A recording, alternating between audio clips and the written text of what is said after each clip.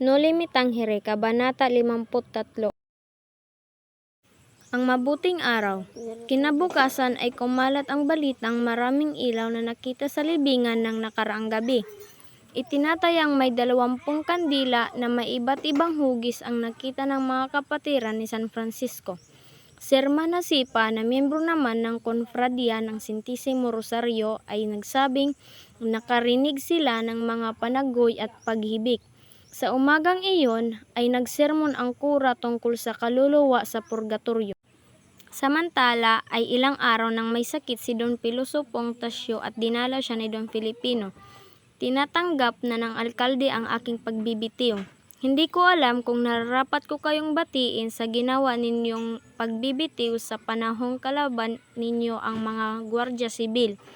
Higit na kailangan matatag ang mga namumuno sa panahong digmaan, kung sana'y hindi nagkanulo ang Kapitan General, sapagkat kinabukasan din ay nakalaya ang 2 gwardya sibil na aking ipinakulong.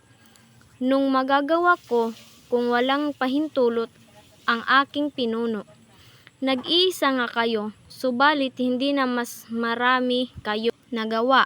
Sana'y sinamantala ninyo ang pagkakataong maipakita sa ibang bayan ang maging mabuting halimbawa. Nalalaman sana nila sa ibabaw ng kapangyarihan ay naroon ang katuwiran. Kabanata 54. Walang lihim na hindi nabubunyag. Tumugtog ang hudyat ng orasyon. Huminto sa kanilang ginagawa ang mga tao nang marinig ang tugtog ng batingaw. Humahangos na nagsisipagdasal ay agad huminto ang kanya-kanyang ginagawa. Ang mga taong pumasok sa bahay ng alperes, lumabas agad ang asawa nito at tinawag ang alperes. Lumabas ang alperes at sumunod ang asawang si Doña Consolacion. Talagang pupunahin ko ang ginawa ninyo sa inyong mga kasama, sigaw ng alperes. Iyan ang babala ko. Sasama ang mangyayari sa mga taong nagbabalak, sila ay paghiwalayin. Dagdag na sabi ng alperes sa kura. No Limitang Here, 116. Ano naman ang magagawa ko kung ang mga tao'y duwag at matatakutin? Sa inyo po bang palagay ay naniniwala si Ginoong Ibarra sa ekskomunikasyon? Magkaiba kayo ni Ginoong Ibarra. Siya ay nakikibagay para mabuhay. Kami na may nagtatanggol ng mga aral. Hindi maaaring pagsamahin ang 2 bagay na iyan. Ano ang pininiwala ninyo? Tanong ni Don Filipino. Ang pagtuturo ng karunungan sa mga kabataan ay nagbago na. Ang mga kabataan ay natuto ng mag-aral ng kasaysayan, heograpiya, sining at agham. Hindi na kayang pigilan ng simbahan ang karunungang dala ng makabagong kabihasnan. Ang bagong binhi ay maliit pa. Kung magtutulong-tulong ay mapapatibay natin ang binhi nating ito sa mga prayle. Kung hindi maaaring mabansot at mapulbos pa, hinding-hindi mapipigil ang pagsulong ng panahon. Walang makapipigil sa pag-unlad ng tao at sa kanilang progresibong kamalayan. Hindi na kayang pigilan ng mga Dominiko ang kaunlarang ito kaya't ginagaya nila ang mahigpit nilang karibal na Heswita. Bakit sila kinakalaban sa Europa kung sila'y nakatutulong sa pagsulong? May 3 pagsulong, sa unahan, sa tigiliran at sa hulihan. Ang naunay tagapagtanggol, napapadala pa ang nasa tagiliran at napahihina ang nasa hulihan. Bagamat nagpahanda sila, ang pagsulong ay nagpapahila lamang sila pagkat batid nila ang intensyon ng iba. Sa mga Heswita natin utang ang kaalaman sa siyensiya at sa Dominiko naman ang pilosopiya. Sa panahon ngayon, kayong mga kabataan ang magsusulong at makikibaka. Totoo ba ang inyong sinabi? Tanong ni Don Filipino sa matandang lalaki. Mangyari ay parang nabubuhay ako sa isang pangarap. Maaaring katuwiran kayong isipin na mapangarapin ako. Dahil ang mga kabataan ngayon ay nabubulid sa bisyo at pagsasaya. Ang mga babae ay nakakalimot sa pangalaga ng tahanan dahil sa paggagalaga sa simbahan. Ang mga musmos ay namumulat sa nakagigising gawi. Nanlalamig ang aking malungkot. Gusto ninyong uminom ng gamot? Hinding-hindi kailangan ng gamot ng isang taong mamamatay na. Kayong maiiwan ang higit na mangangailangan nito. Pakisabi kay Ginoong Krisostomo na dalawin ako bukas at may mahalagang bagay akong sasabihin sa kanya. Ilang araw na lamang ang nalalabis sa aking buhay. Ngunit ang bayan ay tumatahak pa rin sa kadiliman. Nagpaalam na rin si Don Filipino matapos makipag-usap kay Piloso Tasyo. No limitang-hiri. Kahit saang lugar sa Maynila o sa labas ng isang makapangyarihan upang hindi nila masabing totoong may kinatnan kayo rito. Paano kung ako ang mapag-utusan ng pag-iinsak? Isipin nilang kayo'y taksil at ipinatay sila para manahimik. Ngunit anong gagawin ko?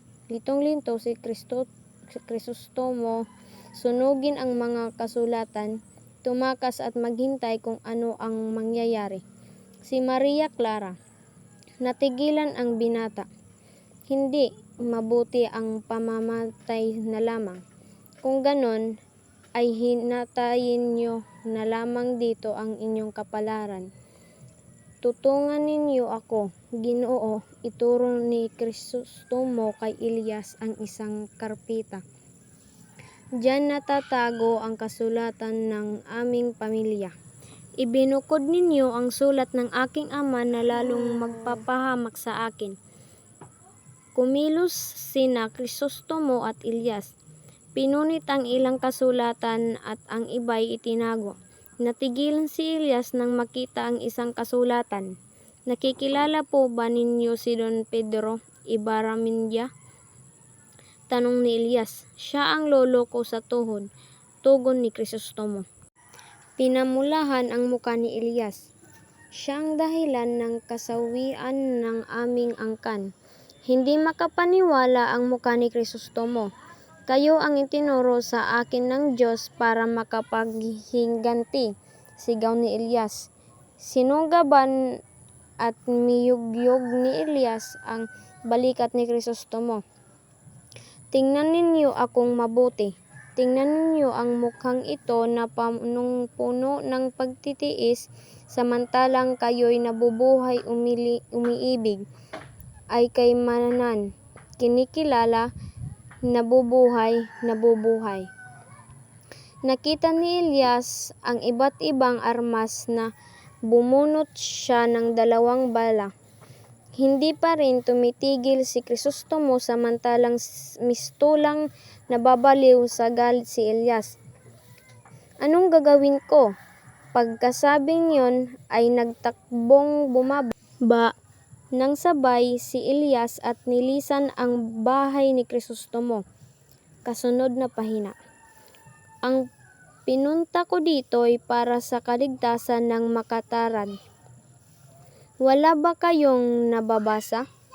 Ako'y tumulong sa inyo at magagawa ko pa rin ang inyong sakripisyo. Marami akong naisalaysay sa inyo, Elias, na magagawa sa inyong sarili. Hindi ninyo malilimutan banggitin na ako'y isang obispo kayo sakaling maligtas. Huwag kayong mag-alala, Ginoo. Padadalhan ninyo ako ng sapat na gwardiya sibil. Mag-iingat kayo sapagkat uulan ng mga bituin at krus. Si Elias ay tumakbo sa kalsada patungo sa bahay ni Krisostomo Ibarra. Mabilis na hinanap ni Maria Clara ngunit hindi siya nakita. Ikaw pala, Elias. Oo nga pala. Nakalimutan kong itanong sa iyo kung ano ang pangyayari sa kasaling bahay ni tinitirahan ng iyong nunong lalaki. sinasabing may mahalagang papel ako sa iyo. Ipinakita pa ni Crisostomo kay Elias ang kanyang eksperimento. Tingnan mo at hindi nasusunog, namutla ang mukha ni Elias. Kawangis na kawangis ito. Nabigla si Crisostomo sa sinabi ni Elias. Natutuklasan na magkatotoo ang aking mga hinala.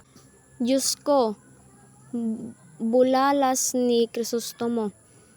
Huwag na kayong mag-alinlangan pa, Ginoo.